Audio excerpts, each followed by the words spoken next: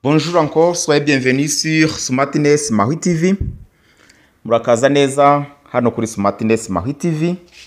Mbibutsa ko abifuza kureba ibiganiro byose twashyize kuri iyi channel, amavideo yose twabakoreye, urakanda aho muri logo imbere y'izina rya channel Smartness Mahi TV. Nurangiza wandike ukirike ahanditse video, ubone urutonde rw'amavideo twabashyiriyeho. Uyu munsi rero nshatse gusubiza abantu batwandikiye batubwira bati ibyo mwatwigishije ubushize birasaba ko mwadufasha mukadutondagurira les verbes être ariyo auxiliaire pour la voix active et voix passive. Twabonye ko kugira ngo ushyire muri voix passive ureba igihe inshinga ritondaguyemo akaba ari cyo gihe utondaguramo auxiliaire ya nshinga ifasha ariyo être. Kugira ngo rero umenye uburyo bwo gutondagura verbe être mu gihe inshinga yose yaritondaguyemo nkuko mwabinsabye mugira muti twigishe gutondagura verbe être mu bihe byose bityo bidufashe gushyira muri voix passive. Nibyo rero hano tugiye gukora, tugiye gutondagura verbe être mu bihe byose bikunda gukoreshwa. Niturangiza noneho dukora imyitozo yo gushyira muri voix passive, turebe ko ibyo tumaze kwiga koko twabimenye neza. Twagiye rero tugiye gutondagura verbe être. Niba uyizi it's okay, urajye hita ujya inyuma ujye mu myitozo, ariko niba utayizi urabanza usubiremo ukore isubiramo kuri iyi verbe être, uyiririmbe nk'indirimbo, nurangiza ubone kujya gukora imyitozo iri inyuma.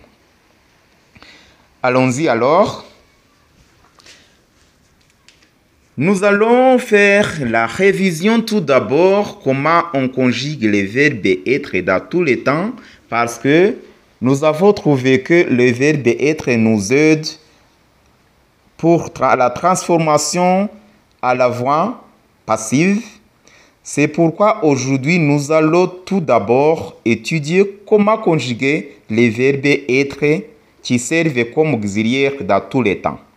Si tu connais la conjugaison, tu passes immédiatement à la fin pour faire les exercices. Si tu ne sais pas, il faut que tu répètes, tu fais la révision. Allons-y alors, nous allons conjuguer les verbes être dans tous les temps.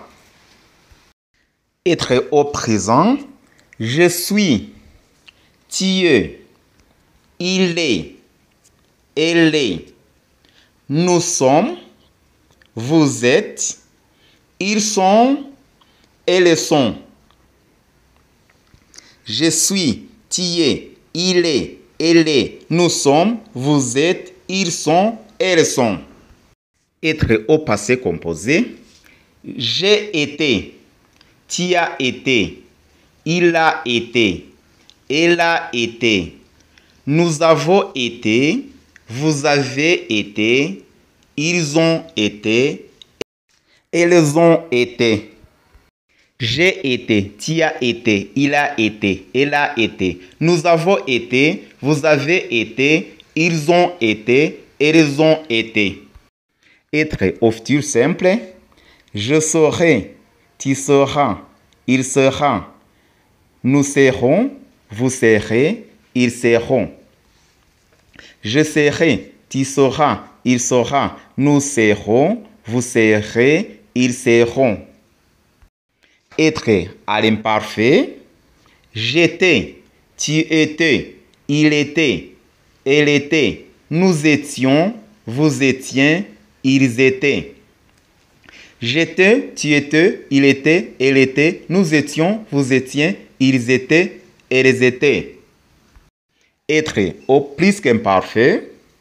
J'avais été, tu avais été, il avait été, nous avions été, vous aviez été, ils avaient été. J'avais été, tu avais été, il avait été, elle avait été, nous avions été, vous aviez été, ils avaient été, elles avaient été. Être au conditionnel présent. Je serai, tu serais, il serait, nous serions, vous seriez, il serait, elle serait. Aha tukabibutsa ko conditionnel présent ni imisozo ya imparfait twongera ahari kujya imisozo ya futur n'igisobanuro nicyo bita ikigombero. Nakabaye, nakabaye, nakabaye, wakabaye, yakabaye, yakabaye wowe uriyo. Nous continuons, nous allons conjuguer les verbes être au conditionnel passé. Conditionnel passé, c'est le verbe avoir que nous conjuguons au conditionnel présent et puis nous ajoutons le participe passé du verbe. J'aurais été, tu aurais été, il aurait été. Nous aurions été, vous auriez été, ils auraient été.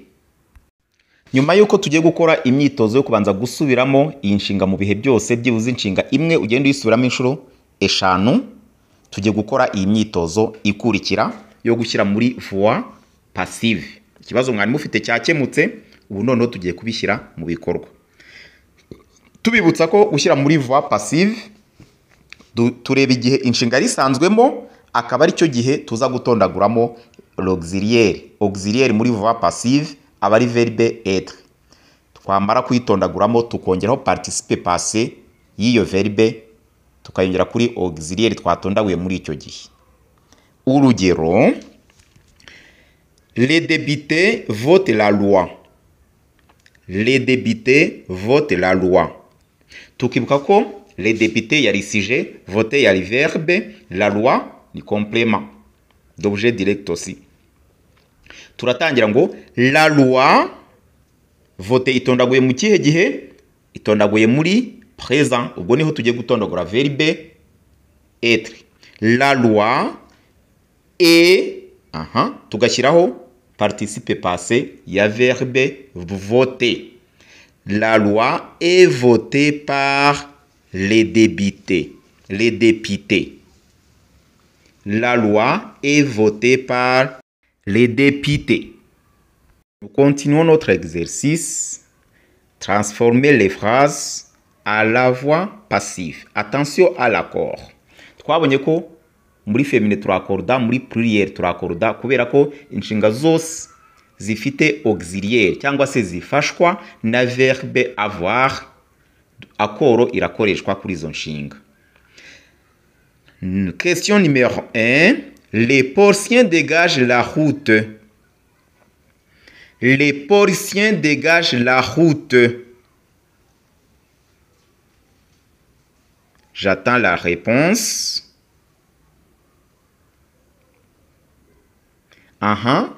La route est dégagée par les Porciens.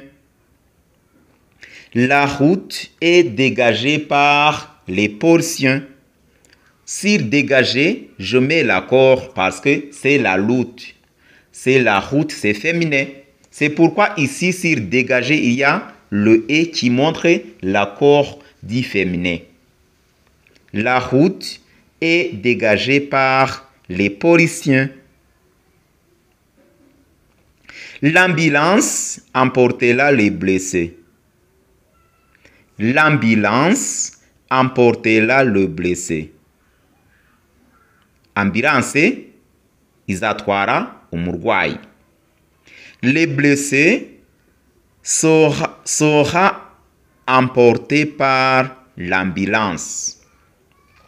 Le blessé sera emporté par l'ambulance. Question numéro 3. Les conducteurs ont respecté les règles de la sécurité routière. Les conducteurs ont respecté les règles de la sécurité routière. J'attends votre réponse.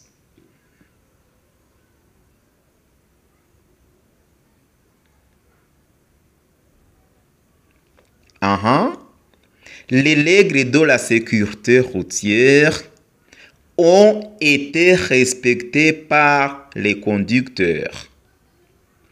Les règles de la sécurité routière ont été respectées par les conducteurs. Ce sont les règles de la sécurité routière ont été respectées. Il faut mettre au pluriel.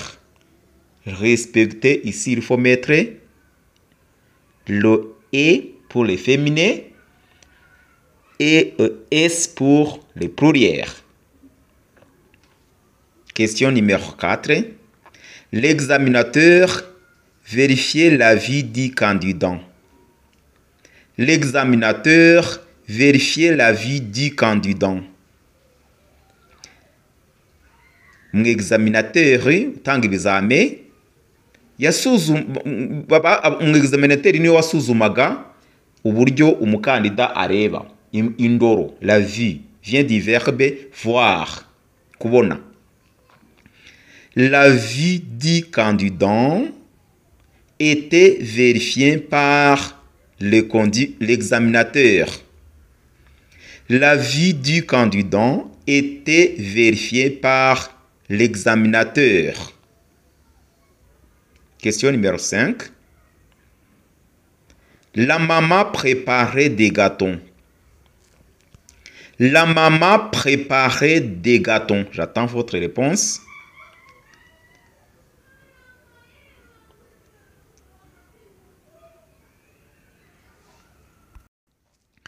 Des gâteaux étaient préparés par la maman.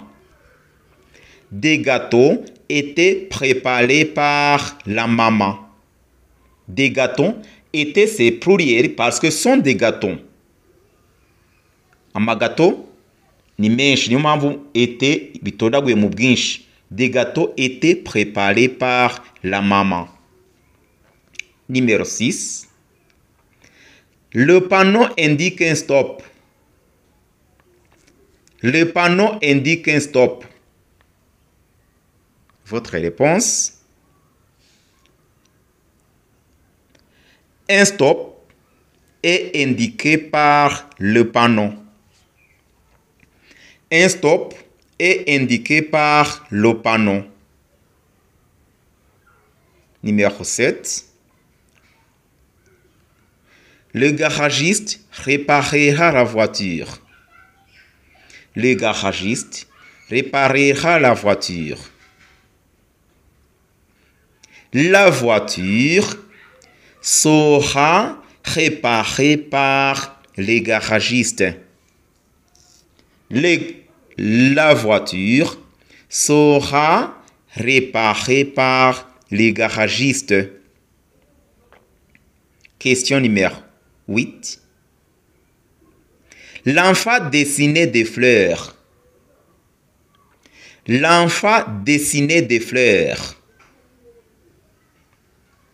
Des fleurs étaient dessinées par l'enfant. Des fleurs, c'est pluriel. C'est pourquoi ici, pour les verbes auxiliaires, c'est au pluriel aussi. Les fleurs étaient dessinés par l'enfant.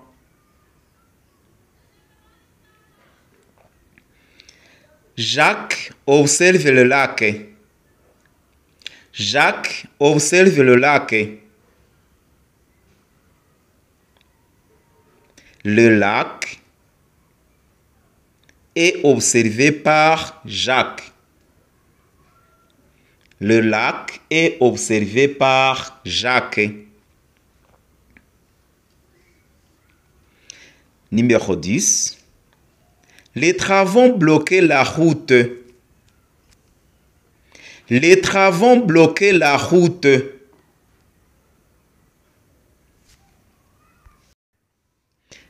La réponse. La route était bloquée par les travaux. La route était bloquée par les travaux. La route était bloquée par les travaux. Tugendeye kuri bino bisubizo twamaze gutanga, murabona ko l'auxiliaire être tuyitondagura muri cya gihe inshinga yari isanzwe itondaguramo, tugashyiraho participe passé du verbe à conjuguer. Tubibutsa ko kugira ngo ubone by'umwihariko participe passé des verbes du premier groupe, ufata inshinga udatondagurwa kuraho er ukongeraho ifite accent aigu, ukongeraho ifite accent aigu. Birashoboka ko ushobora gufata i-texte yose, ushobora gufata umwandiko wose ukawuhindura muri voix passive, ukagenda ubihindura utondagura ukoresheje uko tumaze kubyiga. Ikindi kandi murabona ko bya bihe byitwa itondagura nshinga, murabona ko hano turimo kubikoresha cyane. Turimo gukoresha itondagura nshinga zo mu bihe byose, présent, imparfait, passé composé, byose birimo kugenda bigaruka. Niyo mpamvu mugomba kureba mu masomo twize. Mbibutsa ko kugira ngo ubone amasomo twize urakanda hano handitse izina rya channel Smartness Mahwi TV, urahakanda hariya mu kazeru. Numara kuhakanda ureba handitse video, ukande kuri video, urabona urutonde rwose rw'amavideo twagiye dushyiraho, uscrollinge uzamuke urebe video wifuza, bityo uscrollinge uhitemo video uraba ukeneye guhitamo muri zo zose. Murabona ko ibihe byo gutondagura inshinga bigenda bigaruka cyane, kandi mu kugira ngo umenye ururimi nta somo rwose uba ugomba gusiga inyuma. Niba ufite ubushake ushobora kuba ukeneye kujya mu Bufaransa, ushobora kuba ukeneye gukoresha Igifaransa mu kazi kawe ka buri munsi. Ikindi nk'umuntu ukunda gutembera cyangwa se ahantu hose wagera, niba abantu bavuga indimi wagombye kugira akarusho. Umuntu wese azi Icyongereza, akarusho ufite we nakaye. Uzi Igishinwa, uzi uruhe rurimi rw'akarusho ku buryo mugiye nko mwipiganwa rikomeye ushobora kuvuga uti ngewe bano bantu ndabarusha ko bavuga Icyongereza, nanjye nkaba nkivuga kimwe nabo, ariko noneho akarusho mfite nzi indimi zose, buri wese waza twabasha kuvugana. Ntimukererwe rero gukora subscribe, nta yindi nkunga tubasabye. Inkunga ya mbere ikomeye nuko ujya usharinga ibi biganiro byacu kandi ukabisangiza abandi. Bwira inshuti yawe ngo ngusangije kino kiganiro, mbonye ari cyiza, mpitamo ko twafatanya kukisangira, kandi ukamusaba gukora subscribe. Rwose gukora subscribe murabizi ko nta kiguzi, nta mega yawe agenda. Niyo nkunga ya mbere kugira ngo mudufashe guteza imbere amasomo dukomeza kubagezaho. Mwakoze kudukurikira. Merci de nous avoir suivis, à la prochaine occasion.